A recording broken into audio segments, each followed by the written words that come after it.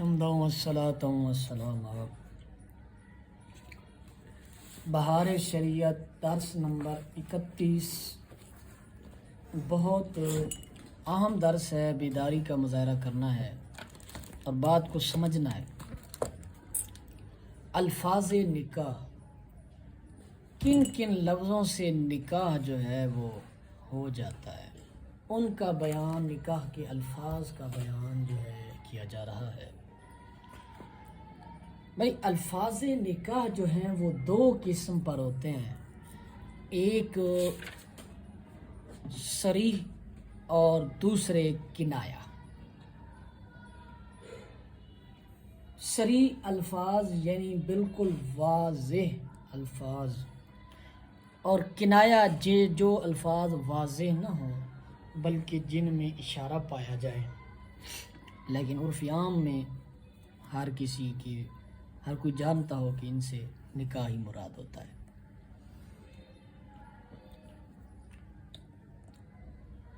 صریح الفاظ جو ہیں وہ کون سے ہیں؟ نکاح اور تزوج۔ نکاح اور تزوج۔ کوئی کہتا ہے میں نے تجھ سے نکاح کیا، اس نے کہا قبول کیا، تو یہ صریح الفاظ کے ساتھ نکاح ہوگا۔ کوئی کہتا ہے میں نے تمہیں اپنی زوجیت میں لیا، تو وہ آگے سے کہتی ہے کہ میں نے قبول کیا، تو یہ بھی صریح لفظ کے ساتھ نکاح ہوگا۔ کنایہ الفاظ کیا ہوتے ہیں؟ کنایہ الفاظ میں ان لفظوں سے نکاح ہو سکتا ہے جن سے خود، یہ ایک مثال پیش کر رہے ہیں، خود شے ملک میں آ جاتی ہے، جن الفاظ کے ساتھ بیع ہو سکتی ہے، تملیک ہو سکتی ہے، انہی الفاظ کے ساتھ نکاح بھی ہو سکتا ہے، بشرطے کہ گواہ جو ہے وہ جانتے ہوں کہ یہ جو لفظ بولا جا رہا ہے یہ بیع کے لیے نہیں بولا جا رہا، نکاح کے لیے بولا جا رہا ہے۔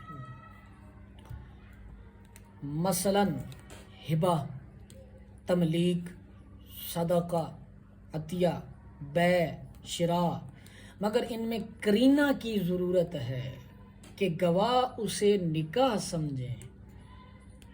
قرینہ کیا ہو سکتا ہے؟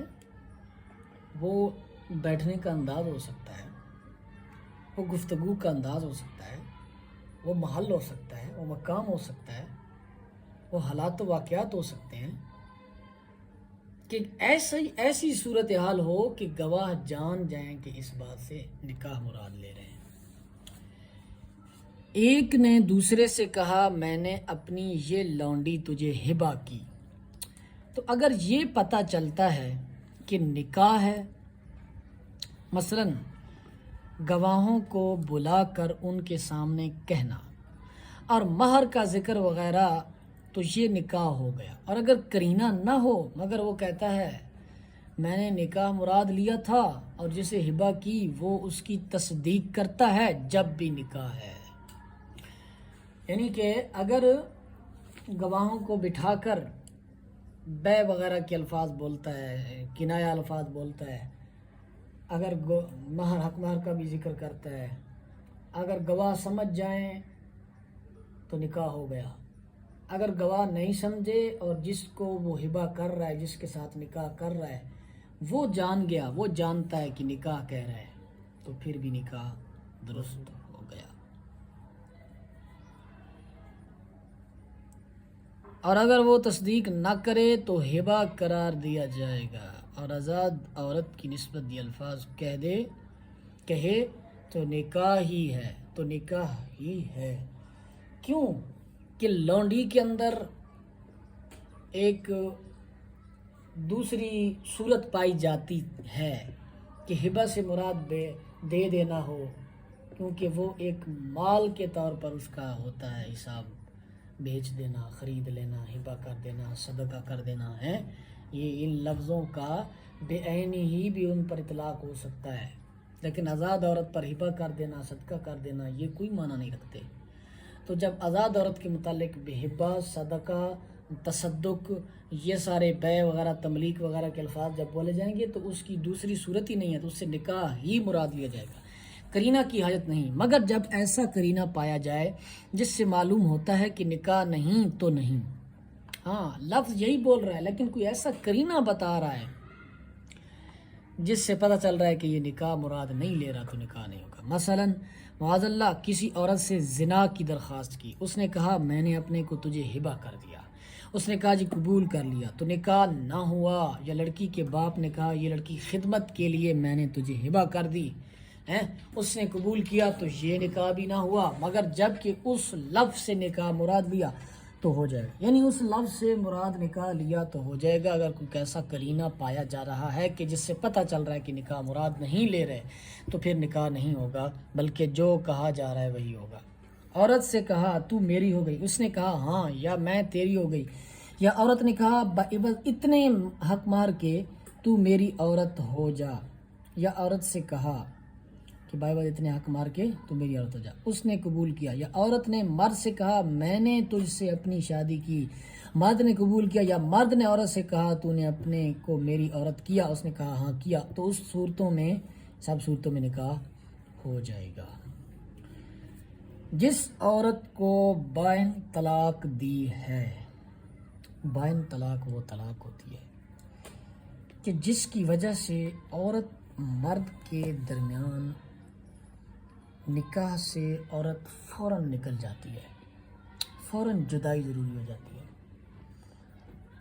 جبکہ دیگر طلاقوں میں 2 تک وہ رہا جا سکتا ہے، لیکن طلاق بائن میں اگر ایک بھی ہو تو فوراً اس کی جدائی ضروری ہوتی ہے. جس عورت کو بائن طلاق دی ہے اس نے گواہوں کے سامنے کہا میں نے اپنے کو تیری طرف واپس کیا، مرد نے قبول کیا، نکاح ہو گیا، یعنی کہ تجدید نکاح ہو گیا. اجنبی عورت اگر یہ لفظ کہے تو نہ ہوگا، یعنی واپس کیا اجنبی عورت کہے تو نہ ہوگا.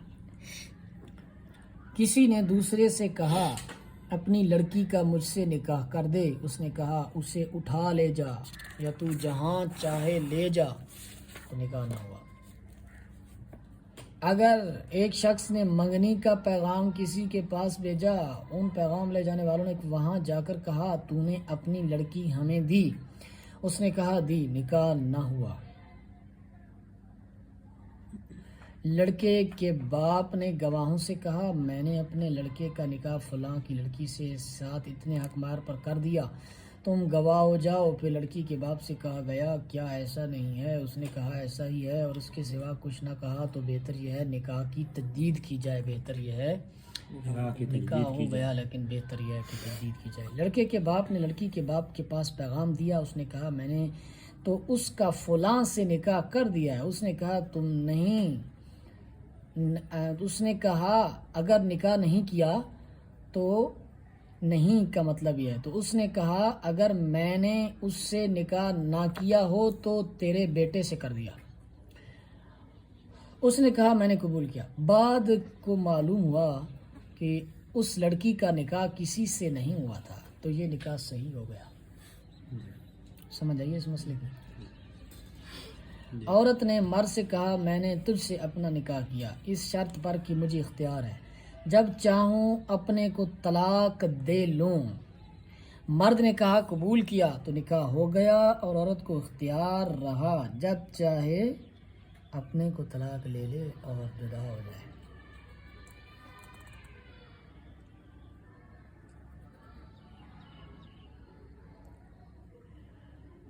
نکاح میں خیار رویت، خیار عیب، خیار شرط مطلقاً نہیں.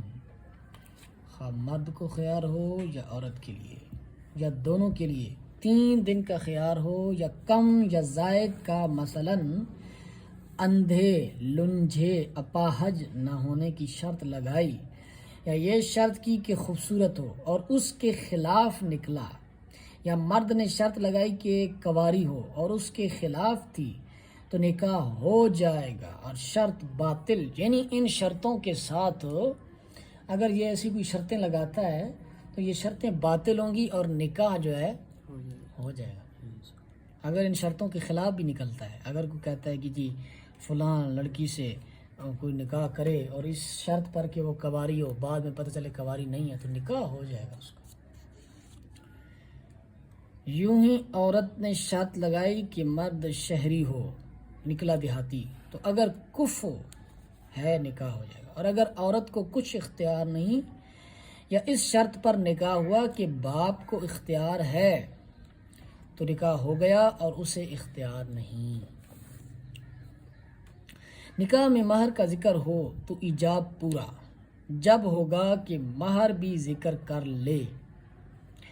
مثلا یہ کہتا تھا کہ فلاں عورت تیرے نکاح میں دی بعوض 1000 روپے کے اور مہر کے ذکر سے بیشتر، اس نے کہا میں نے قبول کی، نکاح نہ ہوا کہ ابھی ایجاب پورا نہ ہوا تھا، اور اگر مہر کا ذکر نہ ہوتا تو ہو جاتا،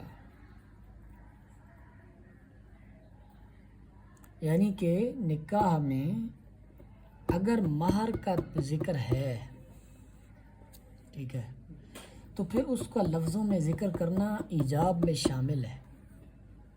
ایجاب کہتے ہیں جو اس جانب سے سوال کیا جاتا ہے، قبول کہتے ہیں دوسری جانب سے قبول ہے کہا جاتا ہے، اس کو ایجاب و قبول کہتے ہیں۔ تو جب تک اس حق مہر کا اتنے روپے ذکر نہیں کیا جائے گا نکاح کامل نہیں ہوگا۔ ہاں اگر نکاح میں حق مہر کا ذکر ہی نہیں ہے، ٹھیک ہے، تو پھر اس کے بغیر بھی نکاح ہو جائے گا۔ کسی نے لڑکے کے باپ سے کہا میں تیرے پاس اس لیے آیا کہ تو اپنی لڑکی کا نکاح مجھ سے کر دے، اس نے کہا میں نے اس کو تیرے نکاح میں دیا، نکاح ہو گیا، قبول کی بھی حاجت نہیں، بلکہ اسے اب یہ اختیار نہیں کہ نہ قبول کرے، کہ نہ قبول کرے، بس کہہ دیا تو اب ہو گیا۔ کسی نے کہا تو نے لڑکی مجھے دی، اس نے کہا دی، اگر نکاح کی مجلس ہے تو نکاح ہے، اور منگنی کی ہے تو منگنی ہوگی۔ عورت کو اپنی دلہن یا بیوی کہہ کر پکارا، اس نے جواب دیا، یعنی جواب دیا سے مراد اس کی بات سنی اس نے، تو اس سے نکاح نہیں ہوتا، اس بات پر نکاح نہیں ہوتا۔ یہ تھا آج کا درس، اس پر آپ نے بہت غور کرنا ہے۔ آگے نکاح کی شرائط ہیں۔ ہاں ایک چیز سن لیجئے، یہ سارے مسائل جو انہوں نے بیان کیے ہیں یہ اسی بنیاد میں جو باتیں کی ہیں انہی کے تحت بیان کی ہیں۔ 2 باتیں یا صریح ہوں گی یا کنایہ ہوں گی۔ کنایہ الفاظ جو ہے نا وہ ہو سکتے ہیں جن میں قرینہ سمجھا جا رہا ہو کہ گواہ سمجھ جائیں کہ نکاح مراد لیا جا رہا ہے۔ اگر کنایہ الفاظ بولے جا رہے ہیں اور نکاح کے الفاظ نہ ہونے پر دلالت کر رہے ہیں، نہ ہونے پر قرینہ پایا جا رہا ہے، تو پھر نکاح واقع نہیں ہو جائے گا۔